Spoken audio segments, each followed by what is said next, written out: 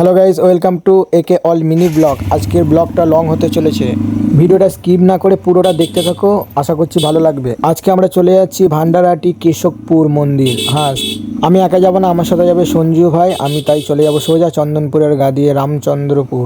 ওখানে গিয়ে সঞ্জু ভাইকে আমি তুলে নেবো, সঞ্জু ভাইকে তুলে নিয়ে সোজা বেরিয়ে যাবো ভান্ডারহাটি কেশবপুর মন্দির। আজকে সেই মন্দিরটাতেই যাচ্ছি যেখানে আছে জাগ্রত কালী মা।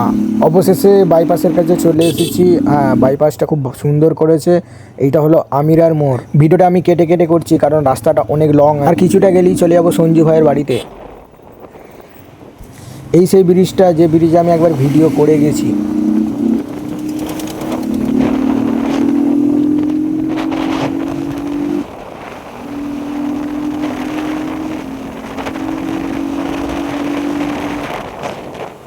ডান দিক নিলেই চলে যাবো সোজা চন্দনপুর স্টেশন। চন্দনপুর স্টেশনে আমি যাব না, আমি যাব রামচন্দ্রপুর।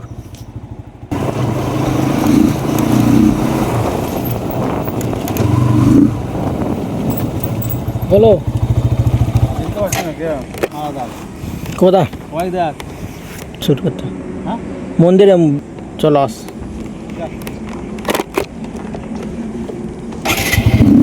যাবার পথে ভাগনার সাথে দেখা, ভাগনা মাছ ধরছে। চলো পরে কথা হবে আবার। রাস্তাটা আগে যদিও ভালো ছিল, এখন আর সেই ভালোটা নেই। অবস্থা খুবই খারাপ, একদম জঘন্য রাস্তা। এই রাস্তা বেশি দিন চলাফেরা করলে বাইক ঘন ঘন সার্ভিসিং করাতে হবে। এই জায়গাটার নাম হলো চাপসারা। চন্দনপুর যাবার পথে এই জায়গাটার নাম হলো চাপসারা। সোজা গেলে চন্দনপুর স্টেশন চলে যাবে। আমি সোজা যাব না, আমি গিয়ে বাঁদিকে বেঁকে যাব। বাঁদিকে বেঁকে গেলে সোজা চলে যাব রামচন্দ্রপুর।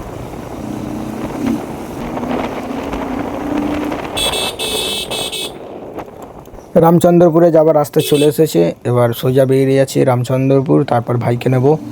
লেট হয়ে গেছে, আর কিছুক্ষণ পর সন্ধে হতে চলেছে।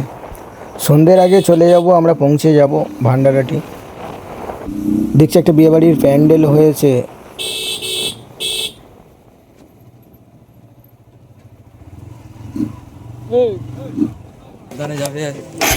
আসতে যাবে, আমি জোর যাই না, উঠলে হবে না, জোর যাই না আমি। চলো, যেতে যেতে অনেক বন্ধুর সাথেই দেখা হচ্ছে। বলি দিয়েছে সাবধানে যাবে, উড়লে হবে না। তার মানে আমার বাইক উড়াতে বারণ করছে, সাবধানে যেতে বলছে। বাইক উড়বে না যদিও।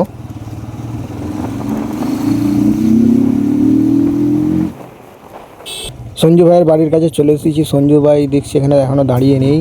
সঞ্জু ভাইকে দাঁড়াতে বললাম যে টাইম বড্ড শর্ট, সন্ধে হয়ে যাবে, আমাদের এমনি বেরোতে লেট হয়ে গেছে। হয়তো সঞ্জু ভাই বেরিয়ে পড়েছে অলরেডি। ক্যামেরাই তো করছে, ক্যামেরাই তো আছে।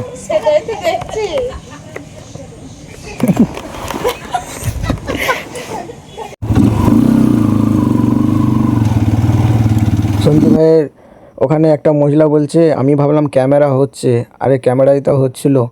চলো ভিডিওটা স্টার্টিং করা যাক, আমাদের তাড়াতাড়ি পৌঁছাতে হবে, অনেক লেট হয়ে গেছে এমনিতে।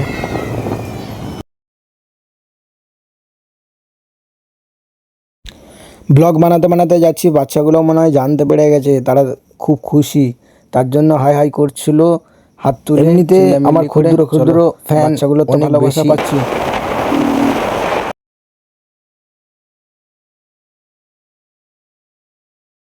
বাচ্চাটা হাত তুলে বলছে নাকি অ্যাক্সেলেটার দাও, নাহলে হুইলি মারো।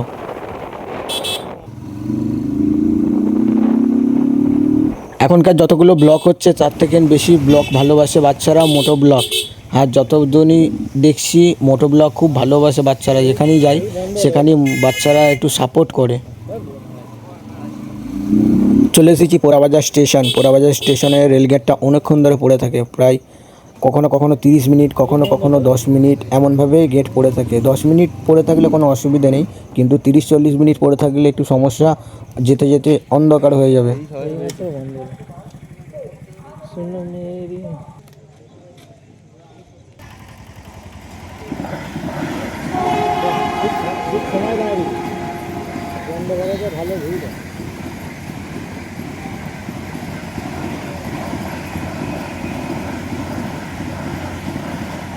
অনেকদিন পর আবার বন্দে ভারত মেলটা দেখতে পেলাম।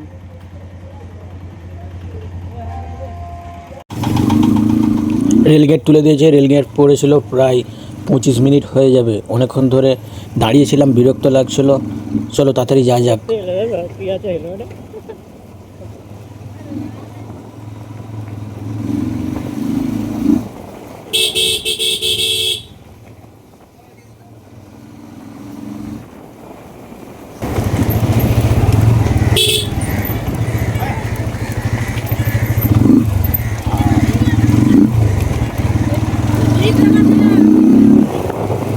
কি বলছে? চিন্তা করা যাচ্ছে না।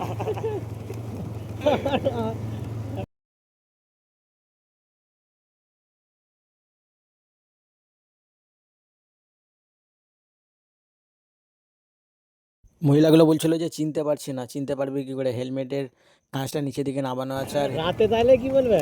এটা হলো কালো পুরো কান ব্ল্যাক, একদম। কোনো মুখ দেখা যাবে না, খালি ক্যামেরাটা দেখা যাবে, তার জন্য বলছিল চিনতে পারছি না। জানি বুঝি।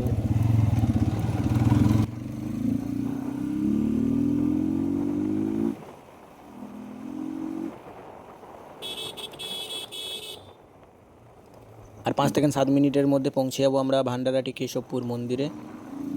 ভিডিওর পার্ট 2 আসবে, ভিডিওর পার্ট 2তে তোমরা কেশবপুরের মন্দিরটা দেখে নেবে ভালোভাবে। পুরো ভিডিও ফুটেজ আমি পার্ট 2 এতে কেশবপুরের মন্দিরটা আমি তোমাদের দেখিয়ে দেবো। এই পর্যন্ত ভিডিওটা সমাপ্ত করলাম। বলুনি মা, লিখের কথা বলুন। সবাই ভালো থেকো, সুস্থ থেকো, আর চ্যানেলটা সাবস্ক্রাইব করে দাও, নোটিফিকেশান অল করে দাও। আমার ভিডিও যদি কারো ভালো লেগে থাকে অন্তত একটা কমেন্ট করে দিও, তবেই আমি বুঝতে পারবো যে আমার ভিডিওটা তোমাদের ভালো লাগে। আর তোমাদের ভালো লাগলে আরও নতুন নতুন ব্লগ নিয়ে আমি আসছি। আমার ইউটিউব চ্যানেলে যদি নতুন হয়ে থাকো চ্যানেলটা তাড়াতাড়ি সাবস্ক্রাইব করে দাও আর নোটিফিকেশান অল করে দাও আর ঘন্টাটা বাজিয়ে দাও। আরও নতুন নতুন ভিডিও দেখতে হলে একে অল মিনি ব্লগের পার্ট 2 আসছে খুব তাড়াতাড়ি। চলো টাটা। চেঞ্জ করি, হ্যাঁ।